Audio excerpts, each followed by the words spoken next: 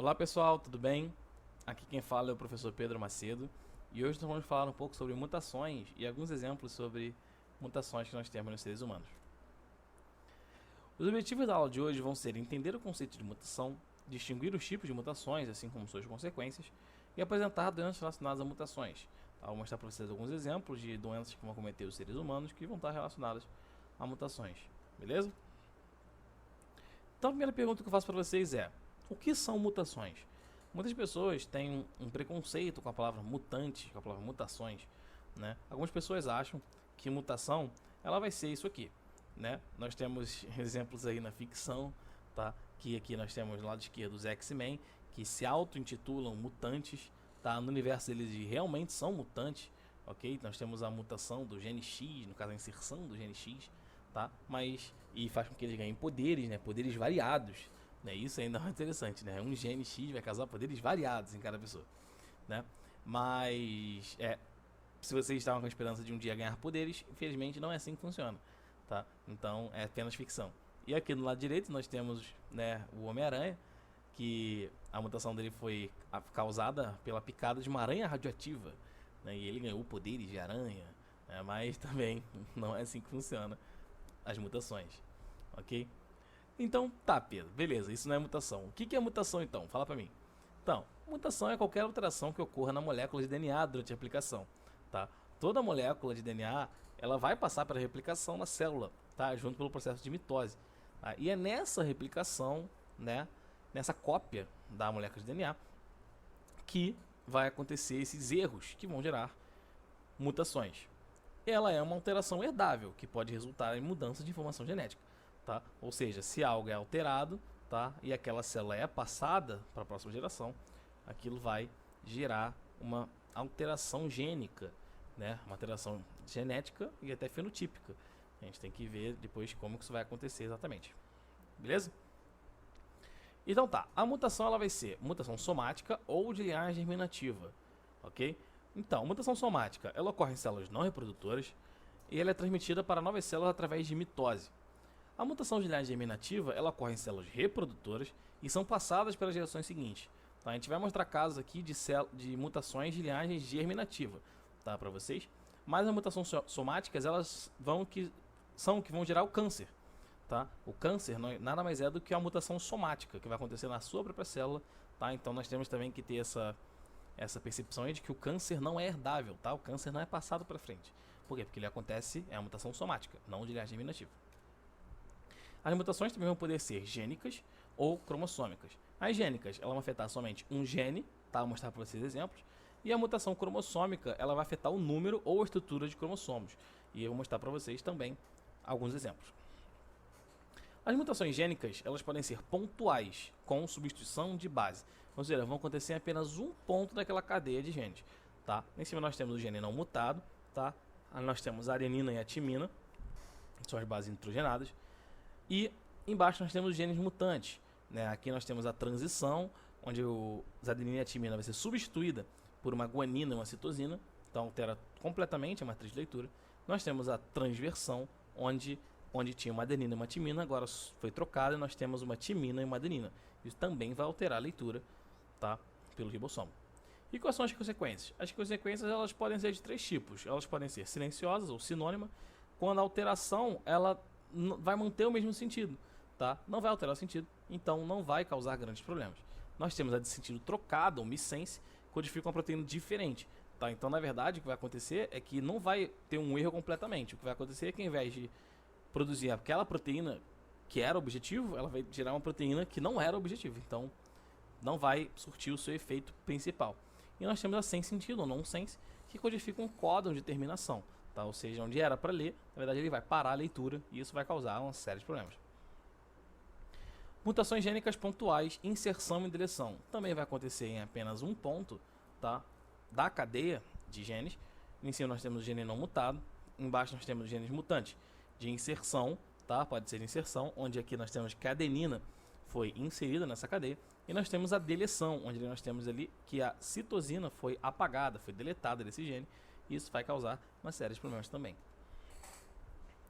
Quais vão ser as consequências? As consequências disso é que pode acontecer a mutação de mudança de matriz de leitura, tá? Ou frame shift, que vai causar efeitos drásticos no fenótipo, tá? Então essas alterações vão causar efeitos absurdos no fenótipo, tá? Podem causar talvez até morte, então tem que tomar muito cuidado com esse tipo de mutação, tá? Mas vocês vão ver que nós não temos muito poder sobre isso, então não tem muito o que fazer, tá? É apenas torcer para que não ocorra. Mutações cromossômicas numéricas, tá? As mutações cromossômicas numéricas vão acontecer quando não ocorre a disjunção de cromossomos homólogos, tá? Aqui nós temos o processo de meiose, né? O processo de disjunção de cromossomos, beleza? E aqui nós temos que se o cromossomo não ocorre a disjunção correta, né, na meiose 1 ou na meiose 2, nós temos que isso vai gerar trissomias ou monossomias, né? E eu vou mostrar para vocês os exemplos, tá? Então pode acontecer onde um gameta fique com 2 cromossomos, quando era para ficar com apenas um, e outro fique sem nenhum, né? E assim no final vai causar as síndromes que eu vou mostrar para vocês. Consequências: monossomia, tá? A síndrome de Turner é o que acontece no ser humano, onde uma pessoa tem 45 cromossomos e vai acontecer no cromossomo sexual. Tá? Aqui embaixo nós temos um cariótipo de uma pessoa acometida por síndrome de Turner e nós podemos ver que só tem um cromossomo X. As características são tórax largo, baixa estatura, constrição da aorta, sem menstruação e seios pouco desenvolvidos. Agora nós temos as trissomias. Tá? Nós temos 4 casos de trissomia que vão acontecer nos seres humanos. Nós temos a síndrome de Down, que vai acontecer na trissomia do cromossomo 21. Nós temos a síndrome de Edwards, trissomia do cromossomo 18. Klinefelter, trissomia do cromossomo sexual. E Jacobs, também trissomia do cromossomo sexual. Então, a trissomia vai ser uma pessoa com 47 cromossomos, ela possui um cromossomo a mais.